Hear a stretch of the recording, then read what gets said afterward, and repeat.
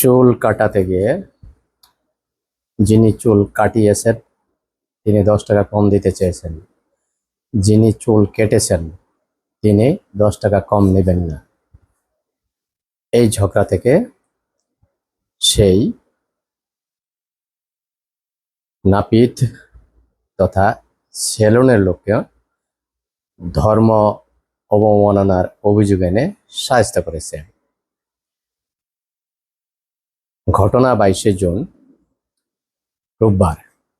কিছু লোক লালমনিরহাট শহরের হানি পাগলার মোড়ে সেলুনে কর্মরত অবস্থায় পরেশচন্দ্র শীল, যার বয়স 69, এবং তার ছেলে বিষ্ণুচন্দ্র শীলকে মহানবীকে কটূক্তি করার অভিযোগে মারধর করে। তারা সেখানে হট্টগোল করে। এই সনাতনী ধর্মাবলম্বী পরেশচন্দ্র শীল কি কটূক্তি করেছিলেন তার কোনো কিছুই কেউ বলতে পারেন না, কোনো মিডিয়াতে প্রকাশ হয় নাই।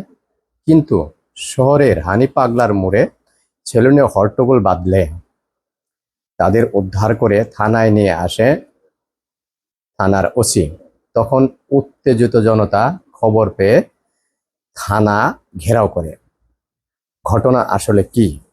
ভুক্তভোগীদের পরিবারের বক্তব্য অনুযায়ী 20শে জুন শুক্রবার চুল কাটার 10 টাকা কম দেওয়ায় ঘটনাকে কেন্দ্র করে তাদের মধ্যে ঝগড়া হয়। পরবর্তীতে রোববার উদ্দেশ্য প্রণোদিতভাবে এই ঘটনা ঘটানো হয়েছে। পরিবারটি এখন নিরাপত্তাহীনতায় আছে। রোববার দুপুর 2টার দিকে পরেশ ও ছেলে বিষ্ণু নিজেদের সেলুনে কাজ করছিলেন। তখন কিছু লোক এসে তাদের বিরুদ্ধে মহানবীকে কটূক্তি করার অভিযোগে মারধর করে। তারা কিছু সেলুন ভাঙচুর করে। প্রথমে তারা পরেশচন্দ্রশীলকে মারধর করে, পরে তার ছেলে মারধরে বাধা দিল, তার ছেলেকেও মারধর করা হয়। ওই সময়ের একটি ভিডিও সামাজিক যোগাযোগ মাধ্যমে ছড়িয়ে পড়েছে। সেই ভিডিওতে দেখা যায় একদল লোক দোকানের ভিতরে বাবা ছেলেকে মারধর করছে। ঘটনার পর কারাগারে থাকা বিষ্ণুচন্দ্র শীল তাকে দেখতে যায় তার স্ত্রী রানী শীল, দীপ্তি রানী শীল। তিনি bdnews24.com-কে বলেন, আমার স্বামী ও শ্বশুর নির্দোষ।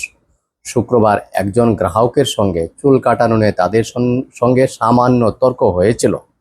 2 দিন পর ঘটনাটি ধর্মীয় ইস্যু বানিয়ে আমাদের উপর হামলা করা হয়। এখন আমার পরিবার নিরাপত্তাহীনতায় ভুগছে। এরকম পরিস্থিতিতে উত্তেজিত জনতার সামনে বক্তব্য দেন থানার ওসি নুরুন নবী। সে বলে, আপনারা এখানে যারা দাঁড়িয়ে আছেন আপনারাও মুসলমান, আমি থানার ওসি, আমিও মুসলমান। যে ঘটনা ঘটেছে তাতে আমার কলিজায় আগুন লেগেছে। আপনাদের মতো আমারও চোখে পানি এসেছে। বাংলাদেশে এমন মামলা দেব যাতে তাদের যাবজ্জীবন সাজা বা ফাঁসি হয়। ওসির এই বক্তব্য চরমভাবে আইনের লঙ্ঘন এবং তার দায়িত্ব পালনের চরম অবমাননা। তার এই বক্তব্য সরাসরি একটা সন্ত্রাসী বক্তব্য। সন্ত্রাসীরা এই ধরনের বক্তব্য দেয়। কিন্তু প্রশ্ন হলো, এই ওসি কেন এই রকম বক্তব্য দিলেন? এই জন্য ওসি এরকম বক্তব্য দিয়েছেন যে 5 আগস্টের পর দেশের বিভিন্ন থানাগুলিতে এমন জিহাদি সন্ত্রাসীদের নিয়োগ দেওয়া হয়েছে ওসি হিসাবে। এই ঘটনা প্রসঙ্গে স্থানীয় সিপিবি নেতা অ্যাডভোকেট রফিকুল ইসলাম অপু বলেন, একজন আইনের লোক হয়ে এই ধরনের কথা বলা একেবারেই দুঃখজনক। বিষয়টি তদন্ত না করেই এমন কথা বলা কোনোভাবেই কাম্য না। এই ধরনের মব সৃষ্টিকারী তিনি যেই হন, তাদের বিরুদ্ধে দৃষ্টান্তমূলক শাস্তি দাবি করেন আইনজীবী রফিকুল ইসলাম অপু। লালমনিরহাট গোশালা বাজারে ব্যবসায়ী রাশেদুল ইসলাম বলেন, উদ্ভূত পরিস্থিতিতে নিরপেক্ষ তদন্ত হওয়া প্রয়োজন। অহেতুক কেউ যেন শাস্তি না পায় সেই বিষয়টিও সবার মাথায় রাখা উচিত। হিন্দু সম্প্রদায়ের বাবা ও ছেলেকে এভাবে পিটিয়ে পুলিশে সুপর্দ করার ঘটনাটিকে মব সন্ত্রাস আখ্যায়িত করেছে মানবাধিকার সংগঠন, আইন ও সালিশ কেন্দ্র। এই ঘটনায় তারা উদ্বেগ ও নিন্দা জানিয়ে সব মব সন্ত্রাসের বিচার দাবি করেছে। যাই হোক, আশোকের ঘুম ভেঙেছে।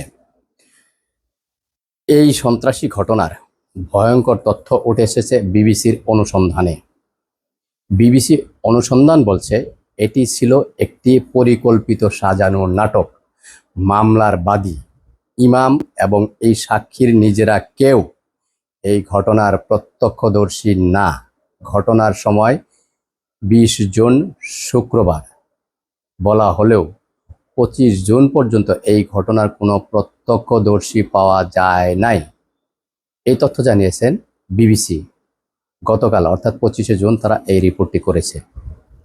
শেষ কথা, এই সন্ত্রাসী ঘটনাকে আপনারা যারা হিন্দু, মুসলিম, সংখ্যালঘু, সনাতনীদের উপরে হামলার অন্যায়, অবিচার হিসাবে বিবেচনা করবেন, তারা ভুল করবেন।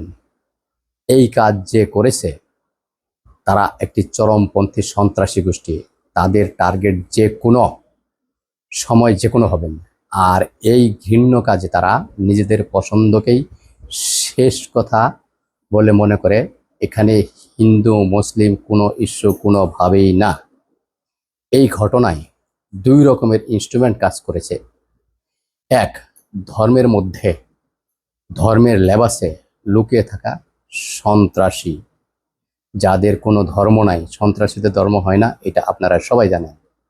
2, পুলিশের মধ্যে থাকা বর্তমানের মব সন্ত্রাসী, যারা আইন শৃঙ্খলা রক্ষার পরিবর্তে নিজেদেরকে হিরো মনে করে যা ইচ্ছা মন চায় তাই করে।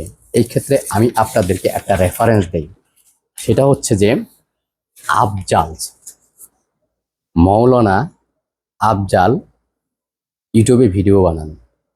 তিনি একজন ধর্মপ্রাণ মুসলমান।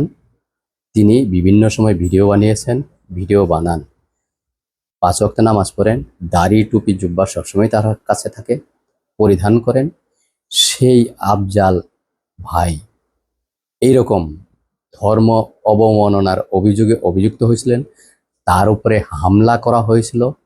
তিনি সেই ঘটনা কিভাবে ব্যাখ্যা করেছেন তার ভিডিওটা আপনারা দেখবেন, তাহলেই বুঝতে পারবেন আসলে এরা কোনো ধার্মিক না, কখনো এরা ধার্মিক হতে পারে না।